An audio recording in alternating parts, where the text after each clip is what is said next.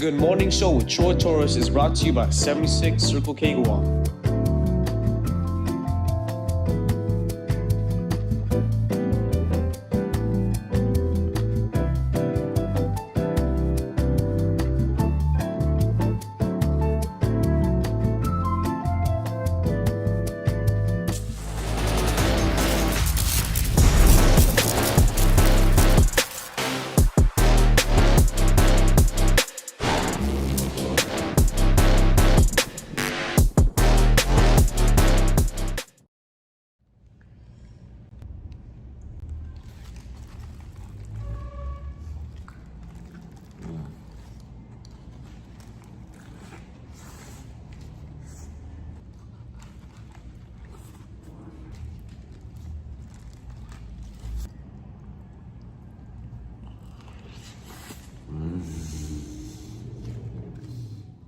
Good morning and welcome to this new week that I am very much ready for. And it's been a while since I felt like this. It's been more than a month since I felt like this because yesterday I had my first full day off since July 3rd. And man, I woke up at 7:10 in the morning, which is pretty late for me these days. I took my time with my coffee and with the dogs, and then I did some cleaning, like did some mild work, just some content posting. No writing, no researching, nothing like that, right? Um, I can't even remember what I did after. Oh, went to lunch, did some grocery shopping, came home, rested. I mean, I feel great. I hope you all feel the same way that I do this morning. Good morning. It is 8:15 a.m. on Sunday, August 9, 2026. And I hope that you feel rested and ready to go today, especially if you are a parent of a public school student, because I'm told that public schools open tomorrow. Actually, I'm not told. I know that because the Department of Education sent out a note to the media about some rules of engagement with coverage of public school openings, which we're not going to do. I'm not trying to chase any school bus or to get into the heart of the traffic of public school first day craziness. I'm trying to avoid that altogether. I'm actually not looking forward to the traffic that comes about because of the first day of school, and also every day that school. It's been wonderful. Like the roads have been rather wonderful throughout this summer, and I was wondering why there was so much commotion over the weekend. Like, why is everything so busy? And then it hit me like, oh, schools are opening, so it's back to school time. People buying whatever they need to, I guess the uniforms and the supplies or whatever, and families spending their time together before the kids have to go back to school. But you know why I'm most happy about kids going back to school is because there are many kids who, and I don't know how many, but I mean, it is believed to be in the thousands, who, at least in the hundreds, who do not have access to a consistent supply of food throughout the summer. Normally, they get their breakfast and their lunch, however meager the portions are, through the free breakfast and lunch program at our public schools. And so one of the reasons why I'm happy that kids are going back to school is so that they can eat again, which of course speaks to a sad situation in our island, right? There are a couple of issues that I want to talk about this morning to start this week. One is some research that we've been able to go through. There are agencies in the government that from within, we have sources who tell us that they were used by the administration as political dumping grounds. If you don't know what a political dumping ground is, it's just simply a place, an agency where Adelup or the politicians, whoever, it's normally Adelup, will hire a whole bunch of employees outside of any real reason. And it's just to satiate the need to increase your ground game, your village organization, increase the chances that you're going to win the election. One of those agencies, there are several, and so we've put out FOIAs. One of the FOIAs came back, and it was from the Department of Integrated Services for individuals with disabilities. We commonly call it DISID. That's its acronym. And 72 pages, and half of those pages are the second page. So it's 36 GG1s, or employment records, that show hiring, promotions, and increases in salaries. Some of them are increments, so that's a standard sort of thing.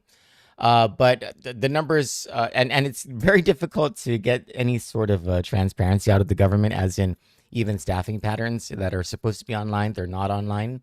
And if they are online, they're very difficult to find. They're not where the law says that they should be. Anyway, but we do have comparisons to make, and they are stark comparisons. And DISID absolutely looks like, at least from looking in, right, a political dumping ground. I want to talk about that. And I also want to talk about how stupid it is that the legislature is actually entertaining the idea of giving away $17 to $27 million of public funds to bail out the airport, so that airlines can save on $20 per plane ticket. We're going to get to all these things on the other side of the commercial break. Stick with us.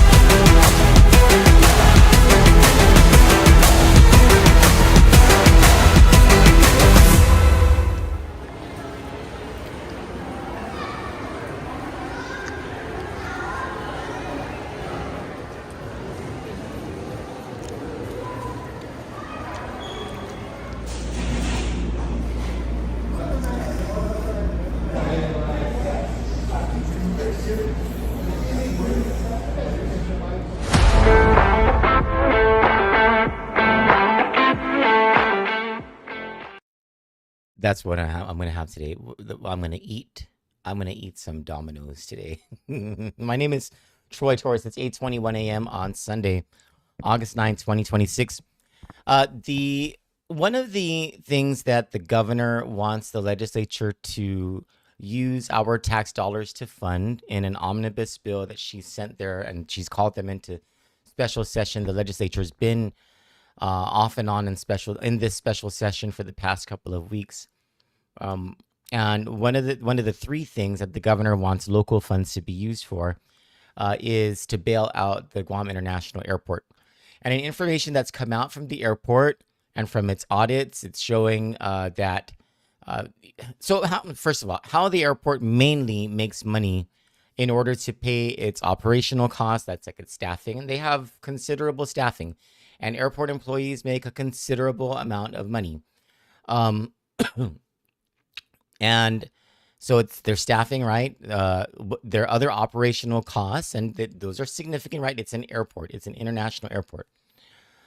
So not to diminish the importance of that, right?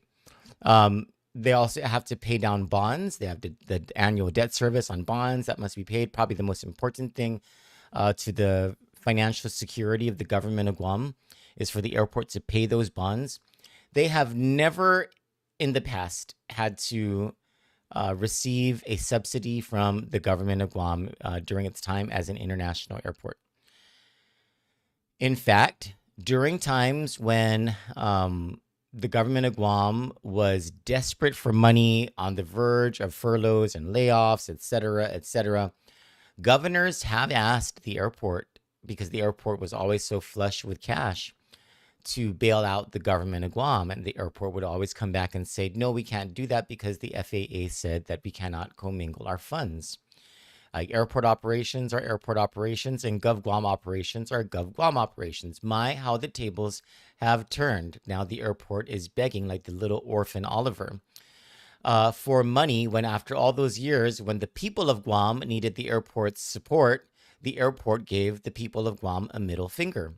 Now the airport is groveling and begging and making every single excuse for why it should get public funds without presenting any evidence whatsoever that they have substantially reduced their operating costs. In fact, according to audits, their operating costs have gone up. According to Speaker Frank Blas, who has probed the airport about this, looks like they've been increasing their operational costs. The main revenue engine for the airport is the enplanement fee, and that's the amount it charges per passenger. And because the number of passengers have gone down, because tourism sucks, they have not been able to make that over since COVID. They've received federal funds. They've exhausted those federal funds, either completely or almost. And now they're looking to the people of Guam to bail them out, because during that time that they understood that their operational costs were far exceeding their revenues, they didn't make the cuts. And so now they're like, hey, people of Guam, we need this money. Not even recognizing that when the people of Guam needed the airport's help, the airport said no. Now they don't want to, now they're just asking for money without presenting any sort of plan about how they're going to cut costs.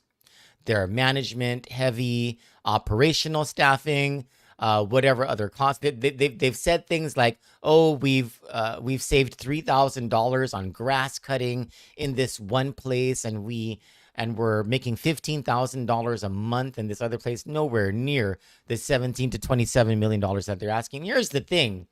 Maybe this wouldn't be such a big deal if there weren't shortages in things like Medicaid or Guam Memorial Hospital funding or the funding needed for one-to-one aids. But for the legislature to even consider prioritizing a bailout of the airport over important issues like that tells us, my dear friends, everything we need to know about who is important to this government, rather than who we believe is important for us, the people of Guam. Is it the most vulnerable, or is it the airlines? Is it the people who need the social services in order to survive in this economy? Or is it the big businesses? Because this is the effect on the big businesses, the effect on the airlines, according to the research that's been done, and according to the airport itself in its testimony to senators, is a $20 increase per plane ticket. That's what this is going to come down to. The airlines, the airport, are saying they need $17 to $27 million of our local funds in a first-time ever bailout that, by the way, is very likely to continue. The airport's very likely to come back to the legislature next year to ask for another bailout, because they don't have a plan to fix this issue of operational expenses being way more than revenues coming in. So they want this bailout because if they don't get it, the airport's going to have to increase the enplanement fee by $20, which would, of course, be passed on to customers, which would be a $20 increase in plane tickets. I don't know about you, but number one, if you are rich enough to afford a plane ticket, you are rich enough to not notice that $20. And also, if you are rich enough to afford that plane ticket, I don't know anyone rich enough to afford a plane ticket who is going to decide not to go to a place because of $20. The airport needs to come off it. These airlines need to come off it. And they need to not bother us, the people of Guam, for a $17 to $27 million bailout, where they haven't even been able to show us that they've curtailed costs. Where they're not able to show us that they have a plan to curtail costs, and where their main rationale is, we don't want to increase plane tickets by $20.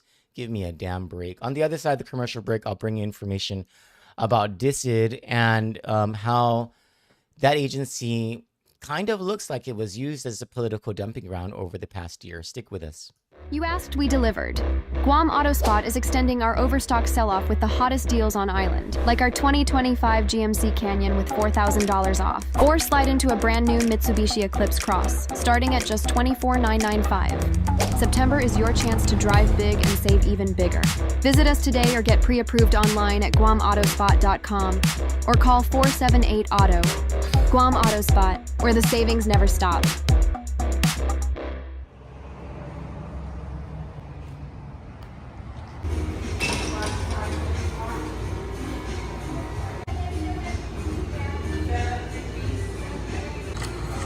The stuff's hitting the spot.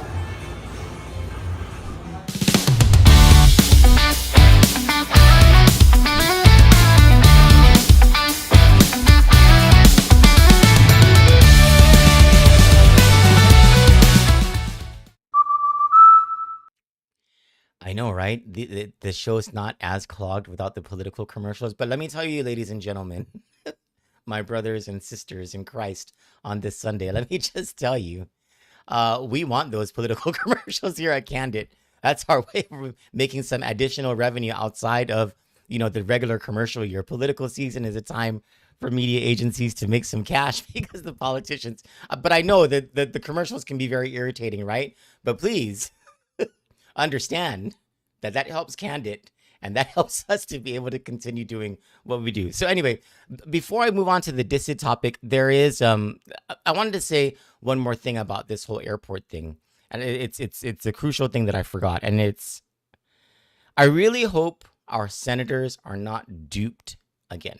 And I know they're probably not going to appreciate me saying that or using that terminology, but I mean, look, we were in this situation last year where the Guam Visitors Bureau was like, hey, give us $10 million of public funds and we'll help to turn tourism around. We have this airline incentive program and it's beautiful. It's wonderful. It's really going to help with tourism. And here at Kandit and many other people were saying, hey, senators, and you would expect that Republican senators especially would have understood this, right? And it is, you can't manipulate the market like that. You cannot just create demand and expect that everything is going to follow. Like artificially creating tourism demand does nothing to do for tourism.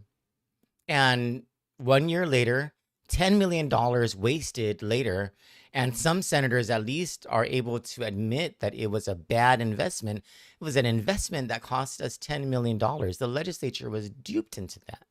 We were very much against the legislature giving away $10 million of our money. And now we're at this juncture where the legislature is being asked again to give away now even more of our money, while there are so many things that need to actually be funded. And again, to the airlines, when are we going to stop serving big corporate Guam and start serving the common people of this island? And I just have to implore the legislature, don't forget that you guys were duped last year on this very same thing. Try not to get duped this year. Anyway, so we have been, one of the things that we're, now that the election's over and all that and things are cleared up, and if anybody thought that we were going to stop, like looking into the administration just because they lost the election, you've been blatantly mistaken about what our aims have been here at Kandit. Like it's, I mean, wonderful that, the administration's not going to be taking root again, right? That's icing on the cake. What's interesting to us, what interests us is truth, is justice. And that doesn't stop just because Josh Tenorio lost the election. So one of the things that helped was the election season being over. It helps us to, continue our pursuit and to do so without so many clouds of politics hanging over that. And so one of the things that we did following the election was to send out FOIAs, Freedom of Information Act requests for information or for documents, public records, showing hiring within the agencies over the last year. Agencies that have been told to us by sources within the agencies to be political dumping grounds. And the first one that has come back is DISID. And what makes this conversation a little more interesting, of course, are a couple of things. One being the rally remarks, right? And how the administration handled that or didn't handle it, right? But also on the DVR side, see, a division within DISID is the Division of Vocational Rehabilitation. There was a hearing, an oversight hearing recently, I think it was by Senator Shelley Calvo, where information came out about what appears to be a high level of incompetence that led to DISID losing, I think it was $3 million in federal funds that it had to return. That's a gigantic portion of the federal funds that it receives, and it was funding. I mean, the needs for people who live with disabilities are deep, and they are nowhere near to being met on this island. So giving back any money is a really bad thing, but giving back like $3 million, that's horrible. Now, add to this or put on top of that the amount of hiring that has gone on over at DISID. You would think that with more warm bodies, that with more people over at DISID, especially over at DVR, that so many of these operational issues would have subsided, so many things would be solved, so much more work would be happening among people living with disabilities who are their primary consumers, and also their support systems. Here's the thing, because transparency isn't what the law requires within this administration, I was not able to get a staffing pattern by a certain. There's no staffing pattern for DISID that I could find online for this year and for the year before. And that's the comparison that I wanted to make. And looking at the 32 employment records that were issued between July of last year and last week, showing that there were, hold on, I counted this out.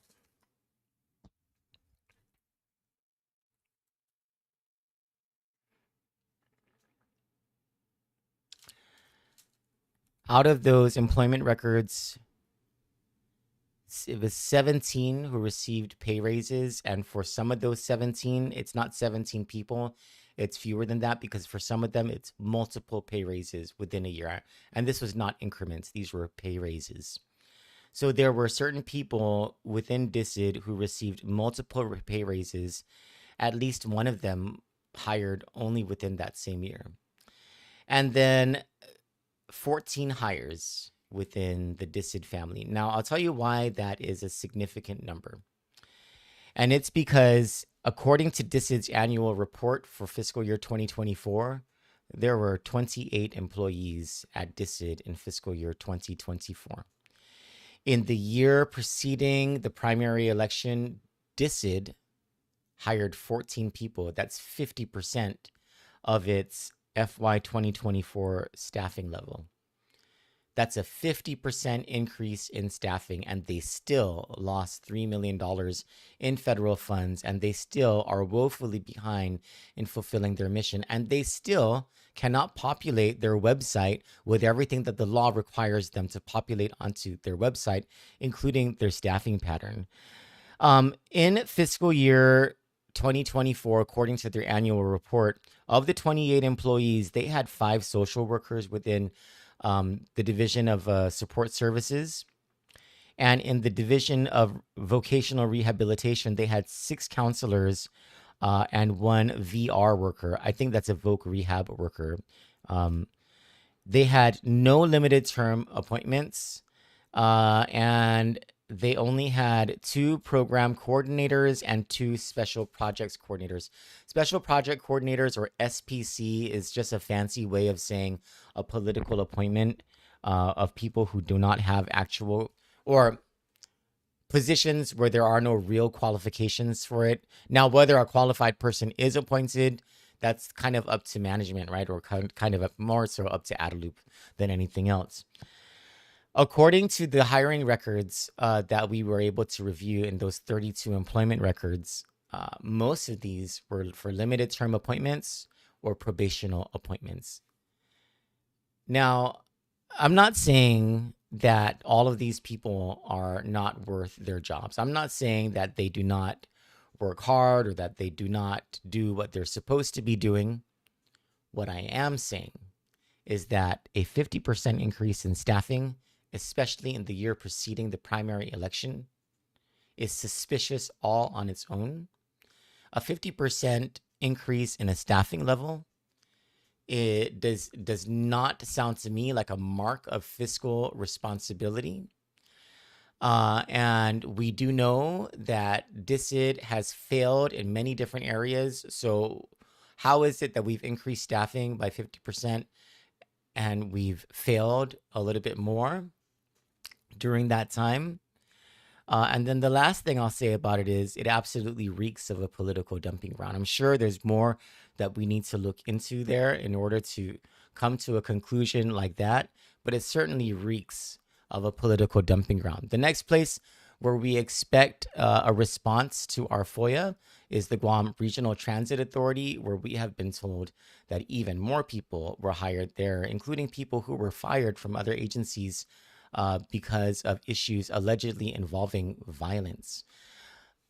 We'll get to that on another day when GRTA decides to abide by the law and provide for us the hiring documents and the other employment records that we have asked for under the law.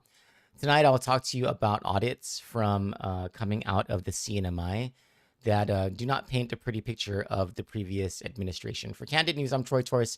You all have a wonderful day. God bless you. Have a blessed Sunday and start of this week, and I hope you all go to Mass today. Bye.